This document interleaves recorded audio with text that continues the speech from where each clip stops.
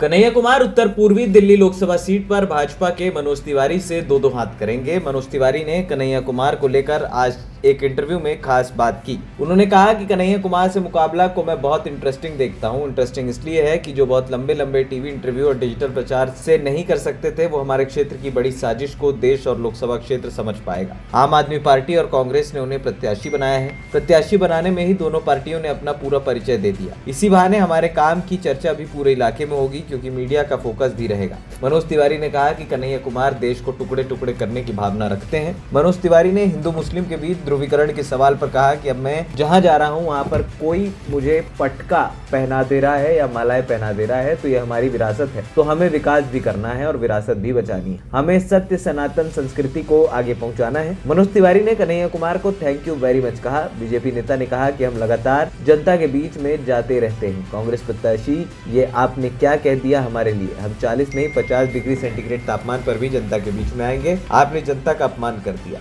वहीं कांग्रेस के मैनिफेस्टो पर नरेंद्र मोदी की टिप्पणी को लेकर भाजपा नेता ने कहा कि मैं तो हैरान हूं कि मोदी ने सबकी आंखें खोल दी हैं। मेरे पास भी कांग्रेस का मैनिफेस्टो है जिसमें 3 बातें हैं। हम आएंगे तो मुस्लिम पर्सनल लॉ लागू करेंगे। दूसरा, उन्होंने कहा है कि हम मुस्लिम स्टूडेंट्स को स्कॉलरशिप देंगे, तो उनके साथ ही बाकी धर्म को स्कॉलरशिप क्यों नहीं। तीसरा, कहते हैं कि आप सिर्फ एक धर्म के स्टूडेंट को स्कॉलरशिप देंगे, उनका माइनॉरिटी मतलब मुस्लिम है। ये बात खुद उनके प्रधानमंत्री मनमोहन सिंह कह चुके हैं, इसलिए हम उनको कोट कर रहे हैं। मोदी जी कह रहे हैं कि जिनके ज्यादा बच्चे हैं उनको प्रॉपर्टी बांट दे। मोदी जी जो भी बोलते हैं वो रिसर्च के साथ बोलते हैं। इन सब बातों पर देश की जनता आपको जवाब देगी। वहीं उत्तर पूर्वी दिल्ली में कम विकास होने के सवाल पर मनोज तिवारी ने कहा कि शास्त्री पार्क पर अब एम्स जैसा चौराहा हो गया है। वहां पहले 1.5 घंटा लगता था। उसके साथ ही एलिवेटेड रोड बना है, साथ में ट्रिपल डेकर मेट्रो बना है। ये सब 2014 से पहले नहीं था, सब साल 2018 के बाद आया। बहुत विकास नहीं हुआ क्योंकि दिल्ली की सरकार में हम नहीं है। जब तक दिल्ली में शराब और जल बोर्ड जैसा घोटाला नहीं रुकेगा, तब तक हम सारा काम नहीं करवा पाएंगे। पहली बार यहाँ पर कोई रेलवे स्टेशन बना, पहली बार मेट्रो आई, पहली बार एलिवेटेड रोड बना है। कन्हैया कुमार को लेकर मनोज तिवारी ने कहा कि जनता सबसे पहले सुरक्षा चाहती है और जो प्रत्याशी कांग्रेस और आम आदमी पार्टी ने दिया है वो देश को टुकड़े टुकड़े करने की भावना रखते हैं और वो कितना भी छिपाने की कोशिश करेंगे, लेकिन उनका व्यवहार देश के लिए सरेआम है।